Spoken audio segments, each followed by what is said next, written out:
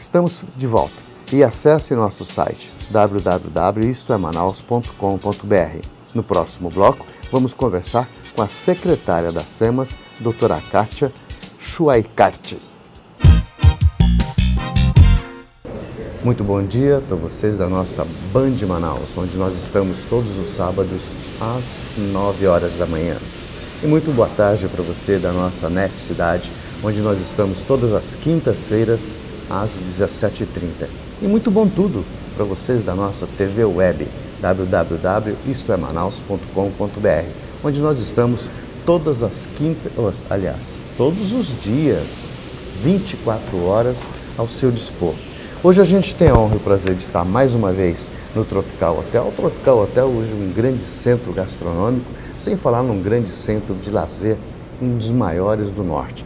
E Tropical sempre agora com uma cara nova, com uma nova filosofia, com uma nova proposta, um lugar que você pode vir bater papo, passar um final de semana, descansar, estar em contato com a natureza, estar em contato com a sua verdadeira essência, que é a natureza pura, crua ao seu dispor. E falar em natureza, a gente tem a honra e o prazer de receber a secretária da SEMAS, Kátia Schuaikart. Olha, falei certo. Falou. Secretária, muitíssimo obrigado pela gentileza de estar conosco. Sei que a sua agenda estava bastante apertada, mas a gente se enche de orgulho quando tem uma pessoa fazendo um trabalho bom. E esse programa tem uma identidade com o meio ambiente, com a educação ambiental. Nós temos um projeto este que já nos levou 5 vezes para a Europa, 2 vezes para os Estados Unidos, mas a gente vai conseguir acontecer aqui, está acontecendo lá. Então, secretária, menos de 3 meses na secretaria, qual o balanço que a senhora faz? Bom dia, Edson. Boa tarde, boa noite. Boa noite para todas as inserções do programa. Muito obrigada pelo convite. A gente fica muito honrado, assim, e de ver que o trabalho duro que a gente vem fazendo está sendo reconhecido, assim, pela população. Até porque desde o primeiro dia e do convite que eu recebi do prefeito Arthur, a gente vem trabalhando numa estratégia de convocar a população para cogerir conosco essa pasta.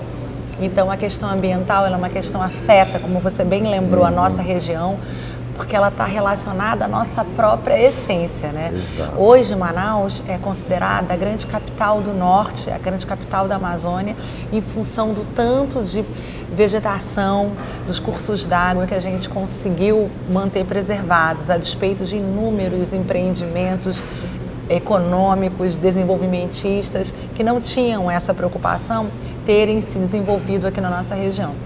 Então, hoje a gente tem a imensa responsabilidade de continuar avançando nos projetos de desenvolvimento, mas incorporando a todos esses projetos os princípios da sustentabilidade. Então, o convite do prefeito Arthur foi nesse sentido e eu acho que nesses primeiros 2 meses e meio a gente já conseguiu mostrar que com o apoio da população a gente pode sim mudar rapidamente a cara da nossa cidade. Aliás, uma grande sacada, viu, do nosso prefeito em trazer, a gente percebe os secretariados dele, são pessoas qualificadas. Olha, eu estava vendo o vasto currículo da doutora Kátia aqui. São pessoas extremamente preparadas para aqueles lugares e dentre eles também manteve a presença do nosso amigo Júlio Pedrosa, que é o assessor de comunicação lá da SEMAS. Isso aí são pessoas preparadas. Julinho é uma pessoa que atende sempre que você precisa, ele está pronto para te atender. Verdade. Doutora Kátia, a Manaus vive agora uma fase que eu não conhecia, eu nunca tinha visto. A fase dos temporais, eu nunca tinha visto. Desses 40 anos que eu estou aqui, eu nunca tinha visto uma situação tão difícil, tão perigosa como a gente tem visto ultimamente. O que a senhora está pensando com essas nossas árvores centenárias que correm o risco de caírem num temporal? Então, acho que tudo isso que a gente vem vivendo recentemente está diretamente relacionado a essa discussão mundial sobre mudanças climáticas. E nós temos uma parcela importantíssima de contribuição para mitigar, que a gente fala assim, para tentar diminuir o impacto negativo desse processo que o planeta vem passando rápido de mudanças climáticas. A gente ainda não consegue avaliar os efeitos disso a curto prazo, mas a gente já vem sentindo que a gente passou a ter curto espaço de tempo, mais enchentes, mais secas em algumas regiões do Brasil. Isso tudo é decorrente desse processo que vem sendo muito rápido de transformação. Com isso, desde que nós assumimos, a gente rapidamente implantou na Secretaria, na nossa diretoria de arborização, um processo de diagnóstico dos nossos indivíduos arbóreos, que são dessas árvores, tanto as antigas quanto as novas. A gente pensa que a Secretaria de Meio Ambiente, a Secretaria, todo mundo acha que é a melhor de trabalhar, porque ela lida com uma temática que a população ela atende logo. Em parte isso é verdade, né? Quando se trata de arborização. Mas não é bem assim, porque gerenciar o processo de arborização é também gerenciar múltiplos interesses. A gente pensa que todo mundo gosta das árvores, gosta de ter vegetação, mas isso não é verdade. A gente está tendo um trabalho forte de sensibilizar os empresários, de sensibilizar os comerciantes. Na maior parte dos casos, as pessoas não querem a árvore na frente, nem da sua casa por medo da árvore cair ou porque ela está tampando a fachada, nem do seu negócio porque ela esconde a minha vitrine. Então, hoje a gente tem feito um trabalho de sensibilizar as pessoas. A árvore é a nossa amiga. Manaus é uma cidade que vem esquentando cada vez mais, isso porque a gente tem um índice de arborização muito baixo. Embora a gente esteja no coração da floresta, hoje a gente tem um dos piores índices de arborização urbana, né, do Brasil, e a gente vem trabalhando forte para que isso melhore. Em relação ao monitoramento das árvores antigas, nós começamos junto com, não só a nossa secretaria, junto com a Secretaria Municipal de Limpeza Urbana, junto com o Manaus Trans, com apoio também da própria Amazonas Energia, um trabalho de diagnóstico das nossas árvores, sobretudo na área central de Manaus e em diferentes bairros.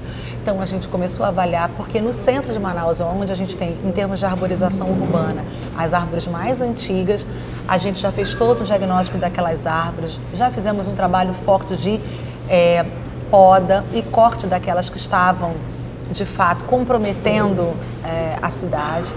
Várias dessas árvores que precisaram ser removidas, a gente já promoveu o replantio de outras árvores em outros lugares adequados e a gente vem avançando nesse processo para as outras zonas da cidade. Já estivemos fazendo um trabalho forte na zona leste da cidade e estamos agora retornando também para os conjuntos habitacionais, onde a gente está fazendo o diagnóstico das árvores e estamos fazendo a poda daquelas que precisam e o corte daquelas que estão de fato ameaçando. Bom, a senhora tocou num assunto que eu acho bastante interessante. Não é da sua gestão, mas eu gostaria de saber o seu pensamento. Muito embora hoje, Manaus, nós não estamos vendo mais grandes conjuntos habitacionais, mas ainda se tem e está se fabricando, e está se construindo. Exemplo, Cidade Nova. Foi totalmente desmatado para se fazer o conjunto. Amazonino Mendes, Mutirão, não sei mais o que, agora o Conjunto Cidadão também aí. Qual o pensamento da senhora com relação a isso? Porque eu estou vendo que a gente, hoje, você cortar uma árvore que está na frente da sua casa é complicado.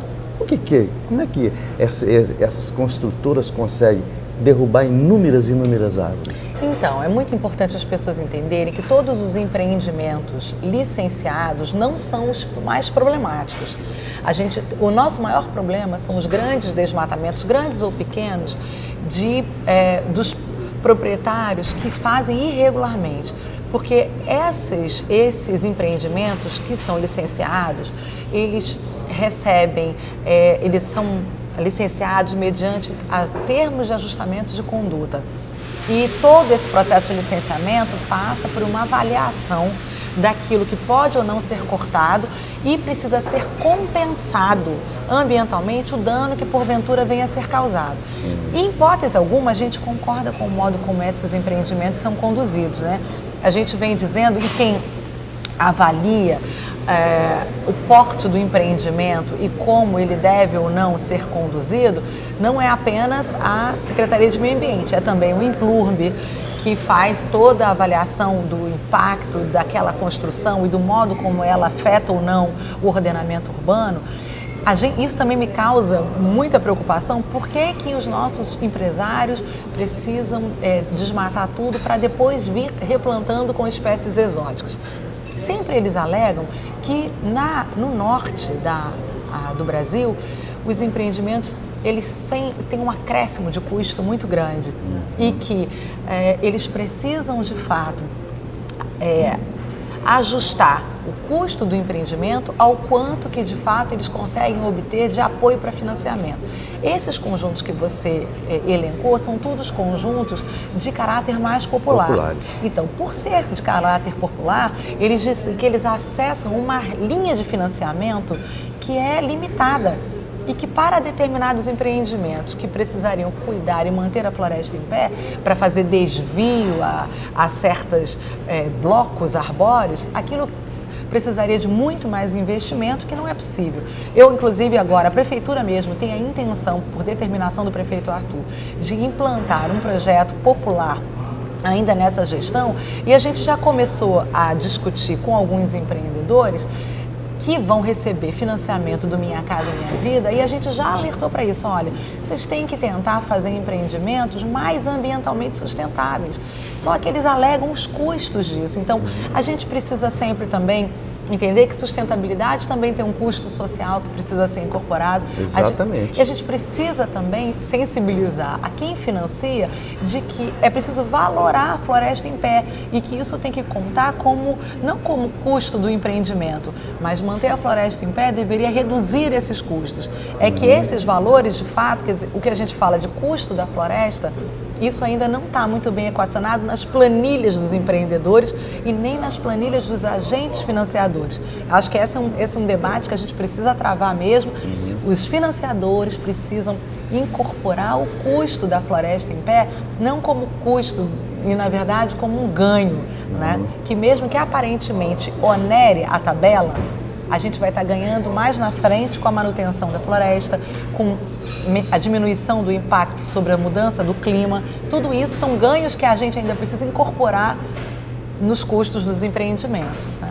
Bom, nós vamos fazer um intervalo comercial e voltamos em seguida ainda com este assunto